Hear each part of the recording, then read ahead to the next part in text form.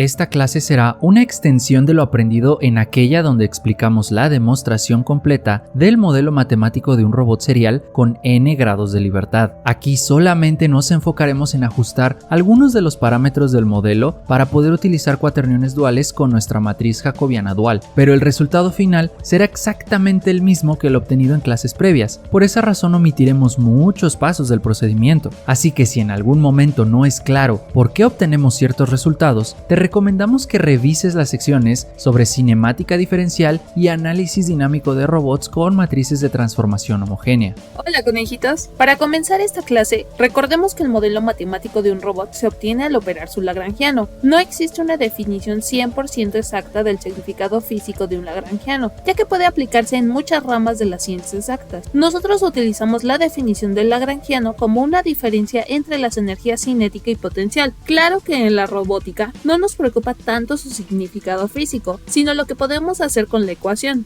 En un robot se busca estudiar las energías almacenadas y disipadas en los centros de masa de cada cuerpo rígido, por lo que el lagrangiano de un solo elemento se puede calcular con las ecuaciones que establecimos en la clase anterior. Recuerden que estas ecuaciones dependen de la cinemática directa y matriz jacobiana dual de cada centro de masa individualmente, además de las propiedades físicas de cada cuerpo rígido. Si sumamos los lagrangianos de cada cuerpo rígido, tal como lo haríamos si quisiéramos conocer la energía total, obtendremos el lagrangiano del robot, conformado por la diferencia entre la energía cinética total y la energía potencial total. Esta matriz de inercia se calcula con la matriz jacobiana dual de cada centro de masa, mientras que estas distancias y la aceleración gravitacional se expresan como un cuaternión, cada una pero en forma matricial, lo que da como resultado un valor escalar. Muy bien, Z, conejitos. Ahora pasemos al modelo de Euler-Lagrange, que se muestra en su forma vectorial, ya que se utiliza para aquellos sistemas que dependen de dos o más coordenadas generalizadas. Esto lo explicamos detalladamente en la clase donde hacemos esta misma demostración con matrices de transformación homogénea. A partir de aquí, el procedimiento será exactamente el mismo que en aquella clase, porque la matriz de inercia, que es la más importante en el modelo dinámico, sigue teniendo los mismos valores y las mismas dimensiones. En la siguiente lección haremos la comparación de esta matriz obtenida con matrices de transformación homogénea y con cuaterniones duales, y notarás que serán exactamente lo mismo. Por otro lado, la derivada parcial para este término es algo interesante, pero nada complicado. Al hablar de la derivada parcial de este término, nos referimos a que una de las operaciones de la ecuación de Euler-Lagrange requiere de obtener la derivada parcial del lagrangiano respecto a las coordenadas generalizadas. Entonces derivamos cada término del lagrangiano utilizando la regla de cadena y principios del álgebra lineal. Esto nos lleva a que solamente la matriz de inercia y el cuaternión de posición son derivados respecto a las posiciones de las articulaciones. La derivada de la matriz de inercia se simplifica con los procedimientos que mostramos en el primer análisis dinámico con matrices de transformación homogénea. Sin embargo, este término puede parecer algo complejo porque denota que se tiene que derivar un cuaternión en función de las posiciones de las articulaciones. Pero no nos compliquemos por ahora, primero vamos a calcular la forma transpuesta de todo este resultado. Esto permuta a las velocidades de las articulaciones, además que también afecta a la derivada de la matriz de inercia. Asimismo, la aceleración gravitacional y la derivada parcial del cuaternión de posición se permutan entre sí, lo que mantiene a la aceleración gravitacional fuera de la sumatoria, ya que es un valor constante. Uy, ahora me toca explicar la derivada del cuaternión. Miren, conejitos, vamos a explicar esto de forma intuitiva. Vamos a regresarnos muchas clases atrás para retomar la diferencia entre la matriz jacobiana analítica y geométrica. Ambas son calculadas a partir de matrices de transformación homogénea a cada centro de masa, y lo que aprendimos en la sección sobre cinemática diferencial es que la parte de las matrices relacionadas con la velocidad lineal son iguales. Incluso hicimos una demostración numérica donde calculamos las matrices del robot que hemos utilizado a lo largo de todas nuestras clases. Observen que estas partes relacionadas con la velocidad lineal son exactamente iguales. Si hablamos de la matriz jacobiana dual, esta se ve diferente a simple vista, ya que utiliza cuaterniones duales y operaciones que no se usan en las otras dos matrices. Sin embargo, la matriz también se puede separar en una parte relacionada con las velocidades angulares y otra con las velocidades lineales. Esto se da al separar los adjoint transformations en su parte real y dual. Así es, y además recuerden que esta velocidad dual es exactamente la misma que obtenemos con la matriz jacobiana geométrica. La diferencia radica en que las velocidades angular y lineal son cuaterniones duales cuya parte real siempre será igual a 0, mientras que sus partes hipercomplejas contendrán los valores de las velocidades en x, y y z. Además, las velocidades están permutadas, por lo que la matriz jacobiana, al ser separada, tendrá a los términos relacionados con la velocidad lineal aquí. Entonces, si la derivada de la posición del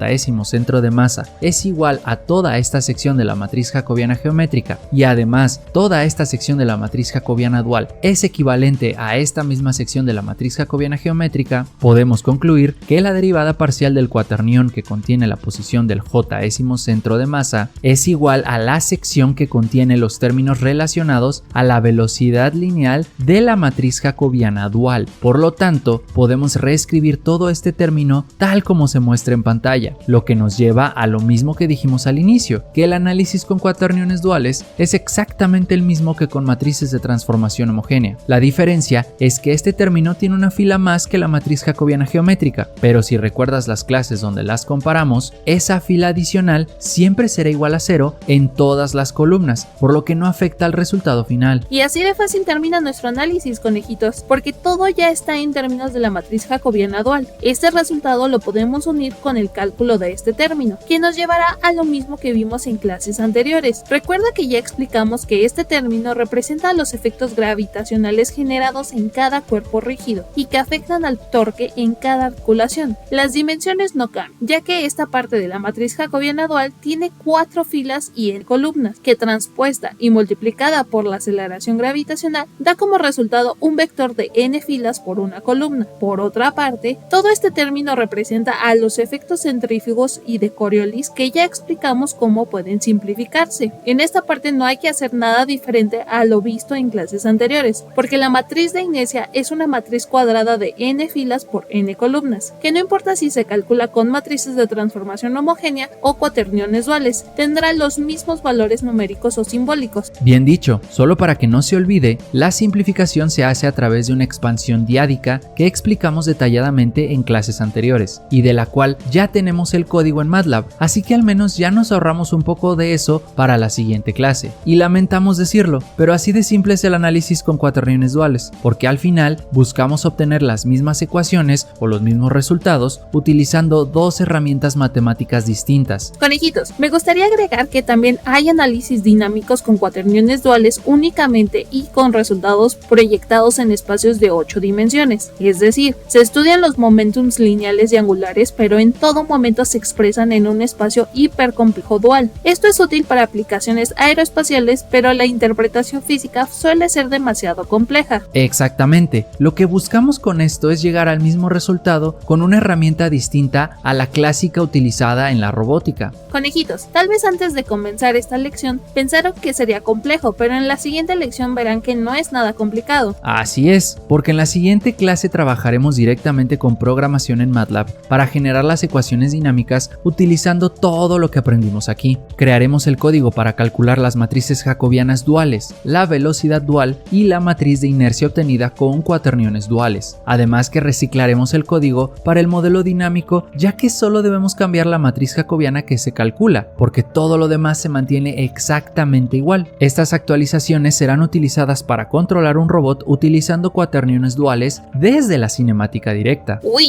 además que nos ahorramos el calcular larguísimas ecuaciones a mano.